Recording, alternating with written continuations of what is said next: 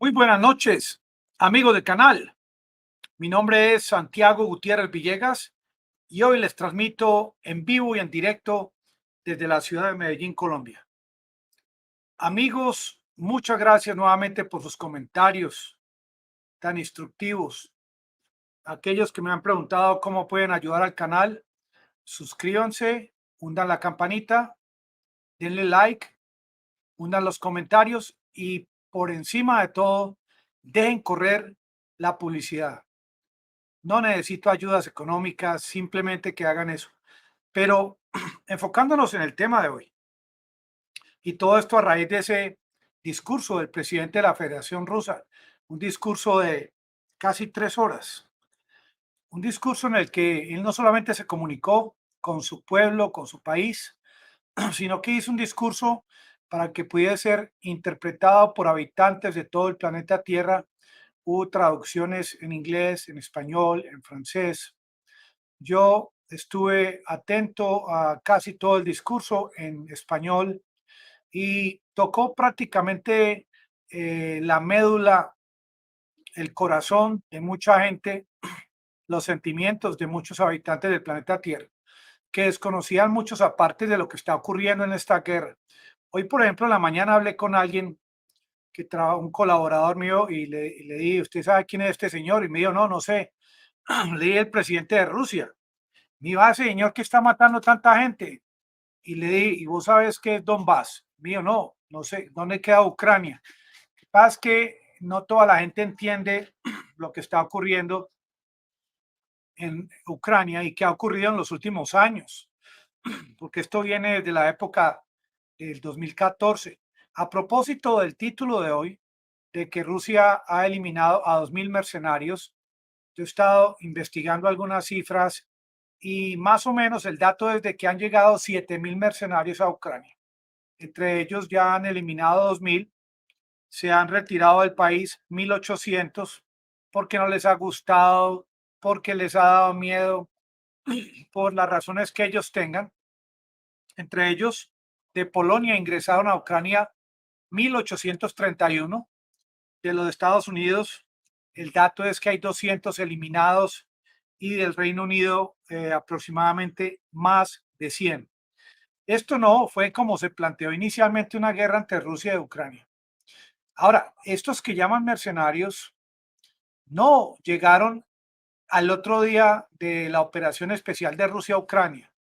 No, señores, estaban en Ucrania, muchos de ellos desde más o menos desde el año 2014, en operativos exactamente contra el área o el territorio de Donbass. Hoy, Vladimir Putin hizo lo mejor que pudo en venderle la idea al mundo de que Rusia como país defiende su causa. Muy agradecido a todos los colaboradores. Elvis Matos, a propósito, tenemos en el canal a Gabriel Velasco, quien es el traductor de la forma como yo hablo el español, le traduce a los de otras regiones de Latinoamérica. Por ejemplo, ligero en Colombia significa rápido. Y también saludo a Juan Francisco, amigo del canal. Saludo a Luis Flores, al ingeniero Rafael Jiménez, a Libertad No Dictaduras, a Óptimo GT, a Jimmy Electrón y a todos ustedes que día a día, en algunas ocasiones, ingresan a este canal. También nos habla Libertad, sí, un dato concreto, es que esto inició desde el año 2013, Euromaidán, como prácticamente a Ucrania, sin dejar madurar al país, lo querían a la ligera convertir en un país miembro de la Unión Europea, un país del occidente. Un país que venía de pertenecer a la Unión Soviética quiso ser convertido a imagen y semejanza de los Estados Unidos, con ayuda económica, con ayuda logística. A propósito, hoy, cuando hablan de mercenarios, Rusia, en el discurso del día de hoy de Putin, él dice que ellos tienen la lista de quienes están llegando, quienes están en Ucrania entrenando a los soldados de Ucrania, quiénes son los encargados de la logística del ingreso de armas de la OTAN, porque para Rusia es una buena opción, una buena estrategia capturar todas estas armas que están llegando, que al fin y al cabo no les van a costar y que ellos también las van a poder utilizar.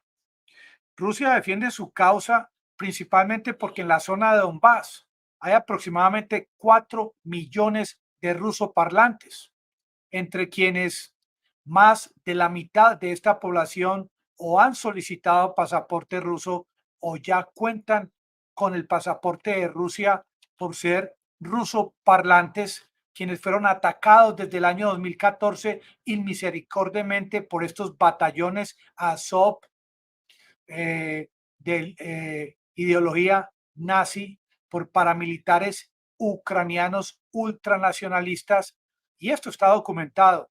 Y esto también lo tiene obviamente documentado el presidente de Rusia y por eso lo expresó en el día de hoy.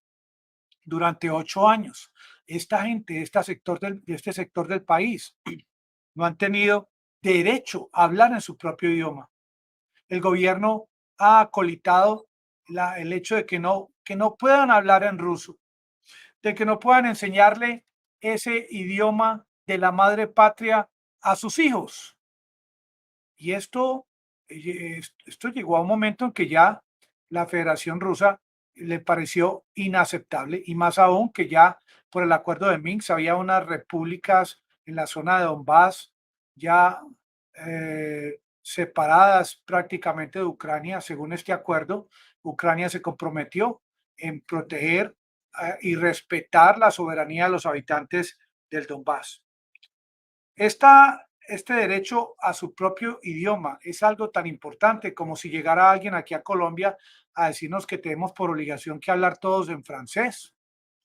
O miren, no es como el mismo ejemplo, pero el tema de esa obligatoriedad para hablar un idioma lo siente uno cuando está en Estados Unidos y hay lugares, yo me acuerdo que yo vivía allá 10 años, viví en Nueva York, en la Florida, en California, en Indiana, en Auburn, Indiana, estuve en Chicago, y uno experimentaba en ciertos lugares, le decían a uno, no, hablen inglés, aquí en Estados Unidos se habla en inglés. Cuando yo hablaba con alguien latino, ¿cómo creen que se sintió durante 8 años el pueblo ruso en Donbass bajo esta severidad, pero no igual como los Estados Unidos, sino peor? Porque aquí no hable en otro idioma, sino en inglés, sino que lo podían detener o quién sabe qué más le podrían hacer. El acuerdo de Minsk fue algo real que no lo inventé yo. Este acuerdo de Minsk fue firmado entre Ucrania, entre Kiev, con Berlín, con París, un acuerdo formal donde estuvo también el Consejo de Seguridad de las Naciones Unidas. Ustedes lo pueden investigar. Fue un acuerdo incumplido en su totalidad por parte del gobierno de Ucrania, incumplido descaradamente por parte desde el año 2019 que ha estado como presidente de Ucrania, de parte de Volodymyr Zelensky, Durante muchos años, los defensores de los derechos humanos se han referido al tema de cómo los pobladores de la zona de Donbass fueron atacados por estos batallones con artillería, sus casas destruidas. Yo he visto videos donde inclusive han puesto explosivos en las puertas donde los tienen secuestrados o guardados.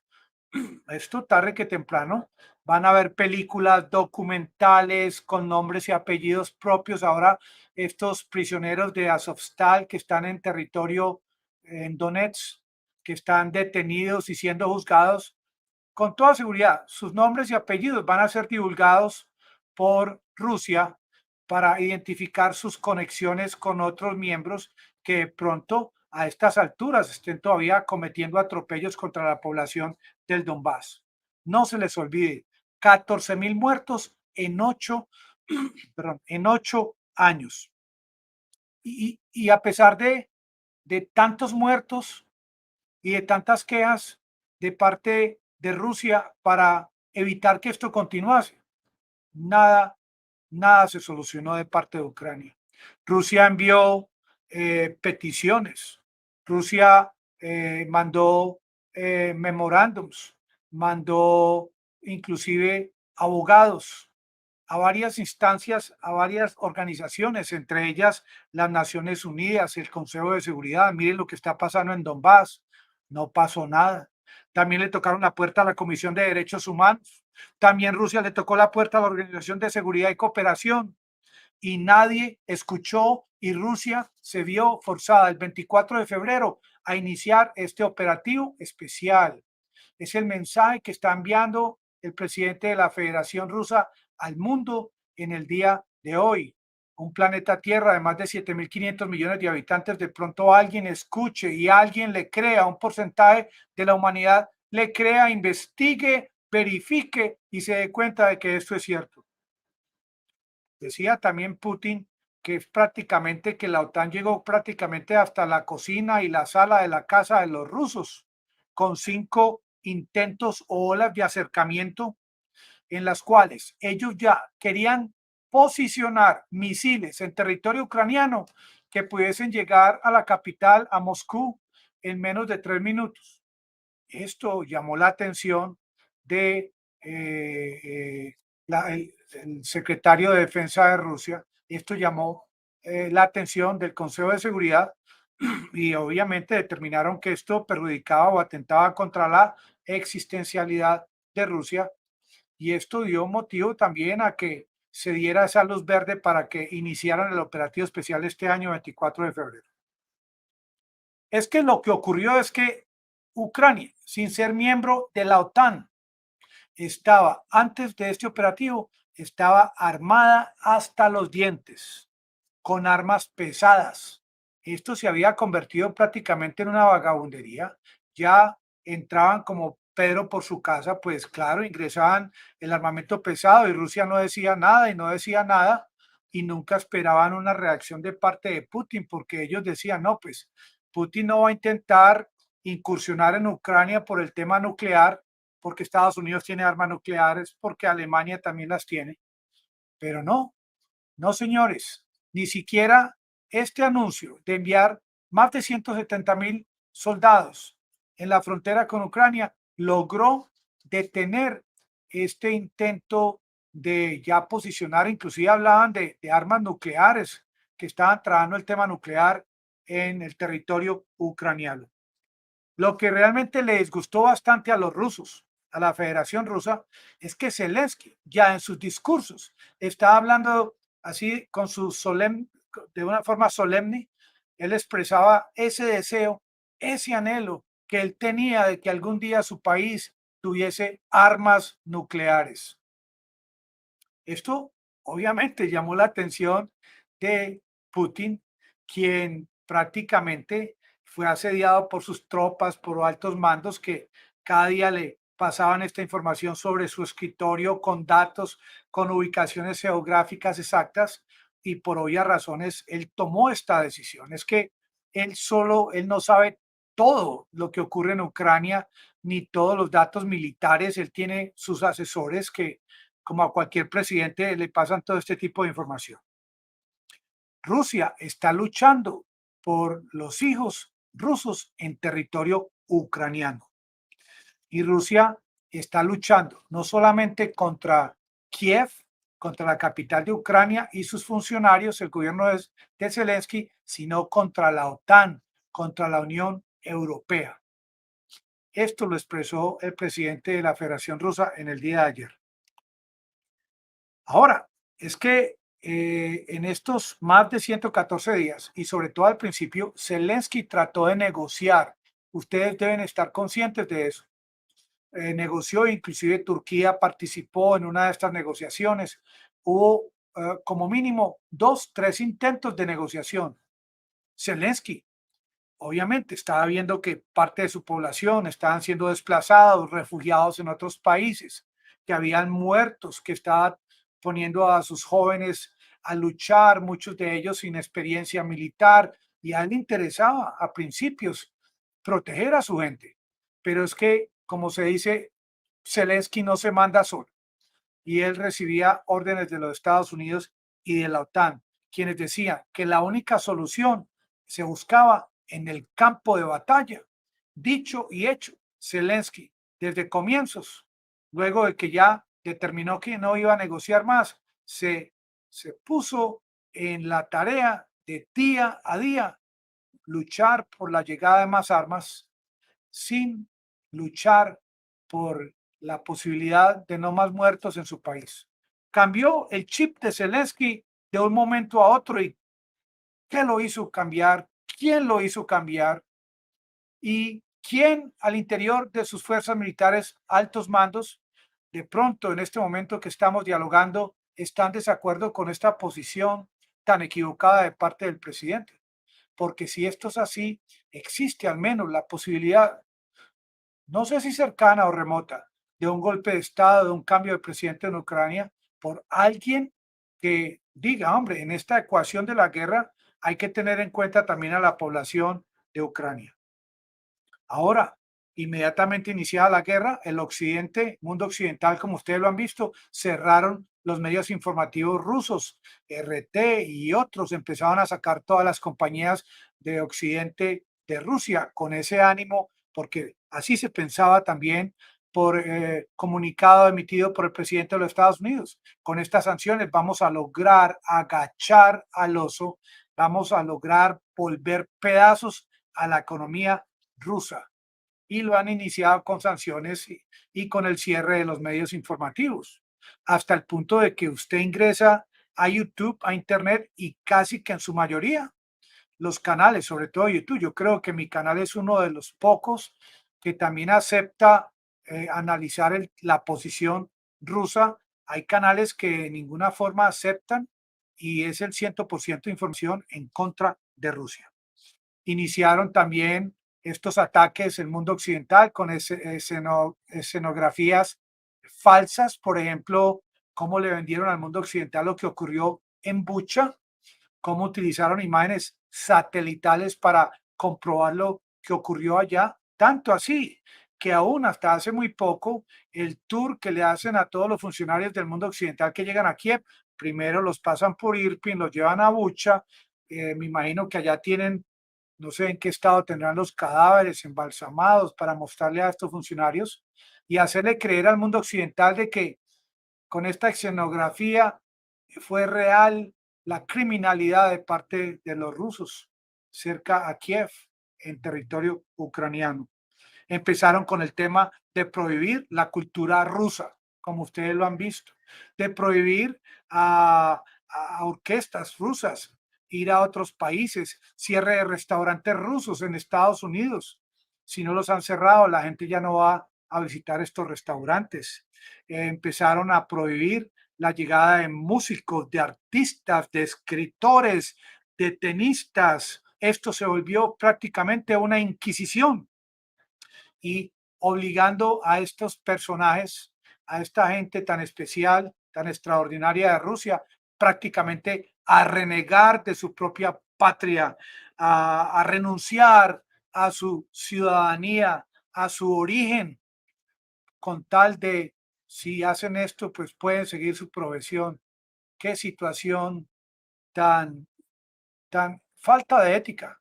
Cómo utilizaron el tema de la guerra para eh, desnudar este grado de especialidad, de exquisitez intelectual, de talento natural, producto también de la práctica de todos estos artistas, deportistas que han sido prácticamente humillados por el tema de esta guerra. De una forma tan indigna han sido tratados, han sido despojados de eso que es prácticamente ya propiedad o parte de su ADN, y los han despojado y los han vuelto pedazos en frente a los demás humanos que no han dicho nada y se han quedado sordos y mudos. Esto de la guerra económica contra Rusia, estas sanciones infernales fueron creadas para despedazar la economía rusa. ¿Cómo lo hicieron? Con 6 rondas de sanciones, las famosas 6 rondas, el congelamiento de millones de euros de bancos rusos en el exterior. Y no solamente eso, sino que con el tema de despojar a los oligarcas rusos de sus yates, sus propiedades, sus casas de veraneo, les han quitado hasta el último centavo en Italia, en Alemania, en otros países del mundo occidental, y han llegado hasta la desfachatez de querer vender todos estos artículos, todas estas propiedades que antes de la guerra eran consideradas sagradas, de venderlas y convertirlas en ayudas para Ucrania. El único que se ha opuesto es el presidente de los Estados Unidos, no de muy buena gana. A pesar de todas estas sanciones contra Rusia, el presidente Putin en el día de hoy le mostró al mundo que a pesar de las sanciones, el balance de pagos está en un récord histórico, hablo de Rusia, que el balance comercial es positivo, que los suministros de mercancía están normales, que la inflación se ha estabilizado y que en el mes de mayo el crecimiento de la inflación en la Federación Rusa es de cero. Cero. No está ocurriendo lo mismo en Europa y no está ocurriendo lo mismo en Estados Unidos. Sanciones que se convirtieron prácticamente en un efecto boomerang. Y las sanciones han sido un arma de doble filo, porque todos esos productos que llegaban a Rusia de Europa, de Estados Unidos, que beneficiaban a los fabricantes europeos, productores europeos y estadounidenses, han sido reemplazados en su totalidad por materias primas, por productos fabricados y producidos en la Federación Rusa. Y en el discurso él dijo algo interesante que ahora que me acuerdo, que él va a invertir en el tema de la creatividad de nuevos productos para que no solamente el país dependa de la creatividad del exterior, sino de la creatividad de sus propios entrepreneurs, comerciantes, industriales, y sobre todo los jóvenes que apenas están iniciando. Y claro, como están acusando a Rusia del tema de la carencia de hidrocarburos, sobre todo ahora por el impasse que ocurrió de Gazprom con este envío disminuido de gas a Alemania por una turbina que no han querido enviar desde Canadá. Eh, Él habla también de ese fantasma de la hambruna mundial y él nuevamente se ofrece. Él dice, ofrezco trigo en mi país, ofrezco fertilizantes para el que los necesite. También me ofrezco a abrir un canal en el Mar del Norte para que saquen el trigo, para que lo saquen por el Báltico. Y Ucrania no ha hecho nada al respecto, como Ucrania tampoco ha querido permitir que salgan estos civiles allá en Azov, en Severodonetsk. Esta ruptura de cadenas logísticas ha sido por culpa de las sanciones. Al haber una ruptura en la logística, obviamente que se disminuye el flujo de suministros por problemas con el SWIFT, no se pueden enviar dineros de un banco a otro. Y esta disminución, esta disminución en la logística, obviamente efecto dominó, llega hasta los demás países del planeta Tierra. Este riesgo de la seguridad alimentaria de la cual hace tanta referencia Úrsula y también hablan sobre esto en las Naciones Unidas, ha sido producto de las sanciones que han intervenido, el tema del transporte, claro, el tema del transporte, el tema de la dificultad para el pago de los suministros, el tema de la prohibición de pagos por este bloqueo en el sistema SWIFT y sobre todo por problemas aduaneros. Y le están echando toda la culpa a Rusia, pero no tienen en cuenta todo eso que esbozó el presidente Putin en el día de hoy. Y le dice a Ucrania, señores, quiten esas minas que sembraron en el Mar Negro para que salga su trigo.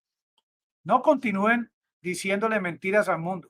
A propósito, qué bueno que ustedes investiguen sobre la realidad del tema de la ubicación de estas minas y los estragos que han hecho estas minas que han llegado hasta Turquía en medio de las tormentas.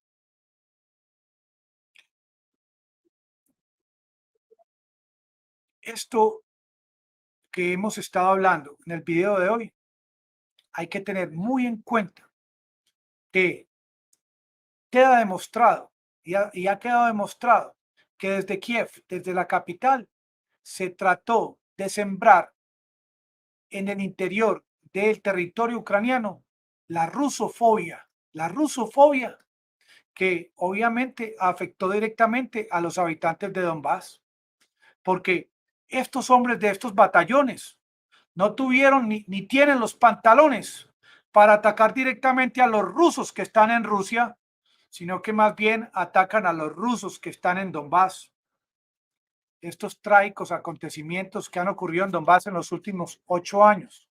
Yo realmente espero que bajo el operativo especial de Vladimir Putin llegue un momento, no medio ni lejano, sino un momento cercano, a que cada uno de los habitantes de Donbass, cada uno de estos 4 millones de habitantes, puedan levantar su frente en alto y con orgullo sentirse protegidos y con todo derecho a hablar el ruso, que es su idioma materno.